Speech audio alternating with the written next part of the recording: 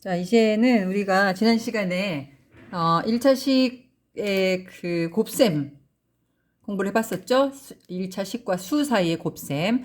자, 이제는 1차식과 1차식 사이의 덧셈, 뺄셈 이런 것들을 한번 같이 공부를 해볼게요. 그러기 위해서는 여기 굉장히 중요한 하나의 개념이 나옵니다. 동류항이라고 하는 거. 뭐 한자로 보면 대충 알 것 같아요. 동, 같을 동. 류, 뭐 종류 할 때겠죠. 즉 종류가 같다라는 얘기인데 그게 무슨 말이냐면 이거예요. 우리가 그 예를 들면 일상생활에서도 내가 사과 3개 사고 배 2개 사고 그런 다음에 다시 사과를 2개를 더 샀다. 이렇게 얘기를 할 때 이걸 한꺼번에 우리는 이렇게 얘기합니다. 그러니까 결과적으로는 사과 5개 사고 배 2개 산 거네? 이렇게 표현을 하잖아요. 대신에 여기 사과하고 배를 더 합쳐서 뭐 과일을 7개 샀다 이렇게 뭉뚱그려서 물론 말에서는 그 되지만 정확하게 표현을 하려면 사과 5개, 배 2개 이거를 더 합쳐서 나 7개 샀어 이렇게 표현은 잘 안 하잖아요. 그거와 마찬가지입니다. 문자가 들어가 있는 식에서 이렇게 같은 종류끼리는 3개, 2개 할 때 그걸 5개라고 합쳐서 우리가 더하기가 가능하지만 종류가 이렇게 다를 때는 사과 5개, 배 2개 여기서 끝이라는 거예요. 그냥 7개 샀다라는 표현을 한다는 건 조금 애매하죠. 그런 표현을 하지 않는다. 그게 바로 우리가 덧셈은 동류한끼리만 한다라고 하는 개념입니다. 그러면 이렇게 말로도 대충 이해를 했지만 조금 더 정확하게 얘기를 해보자면 동류항이라고 하는 것은 항이 여러 가지가 있죠. 뭐 3x, 뭐 2x, 마이너스 5y, 3x 제곱 뭐 이렇게 여러 가지 항들이 있을 수 있는데 이 중에서 얘랑은 일단 문자가 같아요. 문자가 같습니다. 근데 문자가 같다고 그래서 무조건 동류항이라고 하진 않아요. 마치 같은 사과지만 하나는 제사에 지낼 때 쓸 비싼 한 개 5,000원짜리 사과가 있고 그다음에 집에서 그냥 막 먹으려고 사는 하나에 1,000원짜리 사과가 있어요. 그러면 제사용 사과 3개를 사고 난 다음에 아유 그냥 먹고도 싶어서 그냥 집에서 뭐 막 먹는 사과 2개를 샀다.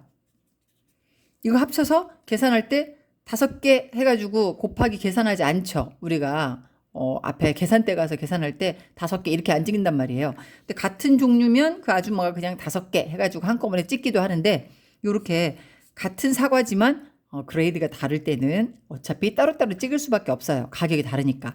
그와 마찬가지로 같이 X라는 문자가 들어가 있다 하더라도 차수가 다르면 여기는 1차고 여기는 2차죠. 그러면 우리가 그걸 동량이라고 하지 않습니다. 문자와 차수가 모두 같은 걸 우리는 동류항이라고 하고 동류항들끼리만 덧셈 또 뭐 굳이 한다면 뺄셈 가능하다. 이거 알아두세요. 그럼 요 밑에 있는 문제를 보면서 한번 동류항이 뭔지 알아보도록 하죠. 자, 항이 여기 4개 있어요. 항상 덧셈이나 뺄셈 부합해서 끊으면 항을 구분하기 쉽다고 그랬죠. 2x 플러스 6 3분의 1x 마이너스 7 4개의 항이 있는데 그 중에서 동류항은 어떤 것들인가? 자, 2x의 동류항이 뭐냐 그랬으면 2x에 들어가는 문자의 종류가 x고 차트는 1차다. 그러면 같이 x가 들어가면서 1차인 거 3분의 1x 얘하고 얘는 서로 동류항이다 라고 볼 수 있겠죠. 또 플러스 6과 마이너스 7은 둘 다 문자 없이 상수항이라고 하는 같은 종류의 항이에요. 요것들 둘이는 우리 더할 수 있고 요것들 둘이도 더할 수 있다 이 말입니다. 자, 여기도 역시 마찬가지로 항이 4개가 있어요. 그 중에서 얘는 A라는 문자가 들어가 있는 항이고 차수는 1차입니다. 그럼 똑같이 A라는 문자가 들어가 있는 항 여기 있네. 그리고 1차고 그러면 마이너스 5A하고 플러스 A하고 동류항이고요. 마이너스 4b는 b라는 문자가 들어가 있고 역시 1차죠. 그러면 b 들어가 있고 1차인 얘랑 마이너스 4b랑 플러스 3b는 또 동류항이 되는 거예요. 그러니까 요것들 2개는 내가 더 간단하게 계산할 수 있고 요거 2개도 더 간단하게 계산할 수 있습니다. 자, 어떻게 계산하느냐? 이렇게 하죠. 같은 동류항끼리 계산할 때는 a는 가만히 둬요. 문자는 아까 내가 여기서 사과 3개 사과 2개 샀을 때 사과 5개라고 해서 사과가 갑자기 내가 막 5개로 늘어났다고 그래서 1,000원짜리 사과 샀는데 걔가 막 3,000원짜리 사과로 변하진 않잖아요. 예, 그냥 이게 변하진 않아요. 배도 마찬가지고요. 무엇을 몇 개 샀다라고 할 때 그 무엇을이라고 하는 부분은 전혀 변하지 않습니다. 그러니까 동류항에서 문자 부분은 바로 아까 그거거든요. 뭐를 몇 개 샀냐 뭐 이런 거나 마찬가지이기 때문에 절대 변하지 않아요. 앞에 있는 개수끼리만 더합니다.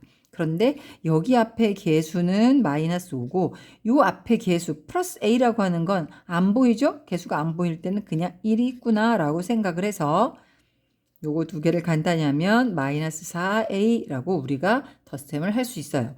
또 마이너스 4B 플러스 3B도 마찬가지예요. B라는 문자는 가만히 두고 앞에 개수 마이너스 4하고 플러스 3만 둘이 더해주면 됩니다. 그 결과를 더한 것이 바로 이 식의 전체적인 의미예요. 그럼 요거 계산하면 플러스 여기 2개 더하니까 마이너스 1 나오죠? 이거 더하기 마이너스 1B이지만 우리는 마이너스 더하기 마이너스 1B 할 때 일자 안 쓴다고 그랬어요. 그리고 더하기 마이너스 B라고 표현되면 이제 덧셈 그냥 생략해 버립니다. 그래서 마이너스 4A 더하기 마이너스 B라고 식을 간단하게 나타낸다 이거예요. 그러면 이걸 더 이상 간단하게 할 수 있느냐? 그건 안 된다. 아까 사과하고 배를 더 이상 간단하게 표현 못했던 것처럼. 자, 그러면 한번 제대로 다시 한번 해보죠. 1차식에서 요거 동류항 맞습니다. A항 들어가 있고 차수 똑같이 1차니까. 그러면 A라는 문자는 그대로 두고 이 앞에 있는 개수 마이너스 4하고 이 앞에 개수 플러스 7하고 2개만 더해주면 되는 거죠. 그래서 3A다. 이렇게요. 여기도 마찬가지예요. 항이 3개인데 셋 다 전부 다 X항이에요. 그러면 X라는 문자는 가만히 두고 개수 요 앞에 개수 3 여기서의 개수는 마이너스 2겠죠. 그다음에 여기서의 개수는 마이너스 5. 3개를 다 더하는 겁니다. 의미상 다 덧셈이에요. 그러면 3 더하기 마이너스 2 더하기 마이너스 5니까 1 마이너스 5라서 마이너스 4 X. 이렇게. X항끼리 계산했는데 0 아닌 경우 빼놓고는 X가 사라지면 안 됩니다. 이게 뺄셈이 됐건 덧셈이 됐건 X라는 문자는 그대로 남는다. 잘 기억해 두세요.